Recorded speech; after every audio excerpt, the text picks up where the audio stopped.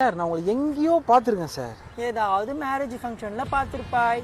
மாமா என்ன தெரியல, என் ஃப்ரெண்டு மேரேஜ் ஃபங்க்ஷன்ல ஸ்ப்ரே அடிச்சுப்பேன், நீங்க கூட கண்ணை எடுத்து பண்ணிட்டு மந்திரம் சொன்னீங்களே. ஏ வாழு பையா, நீதானா அது? மாமா ரொம்ப வாழுடா நீனு. நீங்க என்ன மாமா ஃபுட் டெலிவரி பண்ணிட்டு இருக்கீங்க? ஆடி மாசமும் இல்லையோ ஒரு ஃபங்க்ஷனும் வராதுடா அம்பி, அதான் இந்த ஒர்க்க பண்ணிட்டு இருக்கேன்.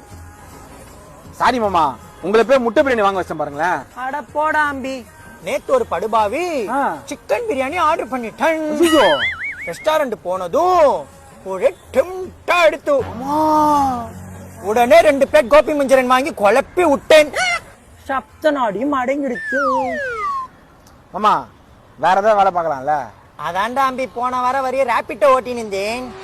அப்புறம் என்னாச்சு? ஒரு நாள் 7:30 மணிக்கு 7:30 சனியம் பிடிச்ச எரும மாட்டு பையன் ஒருத்த வண்டியில ஏறி பட்டுன்னு பல இடத்துல கைய வச்சுட்டேன். எனக்கு ஒரு டெம்டா எடுத்து உடனே அவனை வண்டியில இருந்து இறக்கி மாமிக்கு கால் பண்ணி ஒரு 15 மினிட் பேசினேன். சப்த நாடியும் அடங்கிருச்சு. நீ என்னடா அம்பி கண்ண நேரத்துல ஆர்டர் பண்ணி சாப்பிட்டுட்டு இருக்காய்?